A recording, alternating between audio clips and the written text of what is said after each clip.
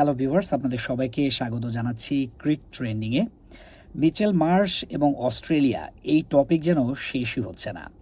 কারণ মিচেল মার্শের একটা জিনিস আমার খুব অবাক লেগেছে এবং ইন্টারেস্টিংও লেগেছে। সেটা হচ্ছে টি-20 ক্রিকেটে মিচেল মার্শ তিনি ক্যাপ্টেন হওয়ার আগে ৩৭ ম্যাচে ১,০৮৬ রান করেছিলেন। অ্যাভারেজ ছিল ২৯ এবং তার স্ট্রাইক রেট ছিল ১২৭।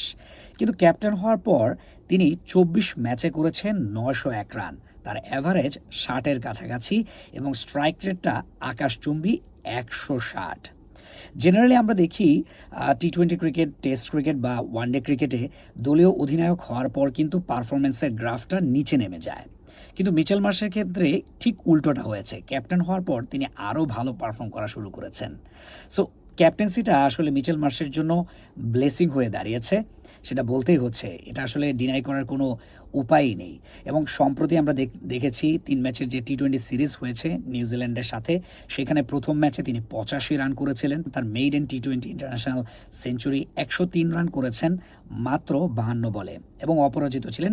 পুরো একাই নিজ দায়িত্বে কিন্তু ম্যাচটা জিতিয়েছেন তিনি।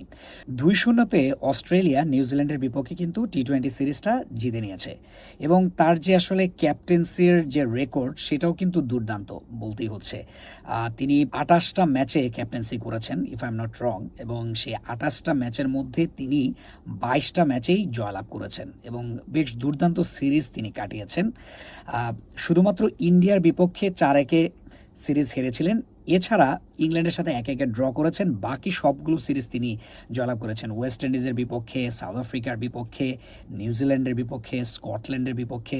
সো তার ক্যাপ্টেন্সির সাথে ব্যাটিংয়ের পারফরমেন্স কিন্তু একেবারে প্যারালালি যাচ্ছে। হাউএভার তিনি তার সর্বোচ্চটা দেওয়ার চেষ্টা করছেন। ভিউয়ার্স, আজকের ভিডিও এ পর্যন্তই। ভিডিওটি যদি ভালো লাগে, যারা ইউটিউবে দেখছেন তারা চ্যানেলটিতে সাবস্ক্রাইব করবেন, কমেন্ট করবেন এবং লাইক দিবেন, এবং যারা ফেসবুকে দেখছেন তারা পেজটি ফলো করবেন, লাইক দিবেন, কমেন্ট করবেন, শেয়ার করবেন।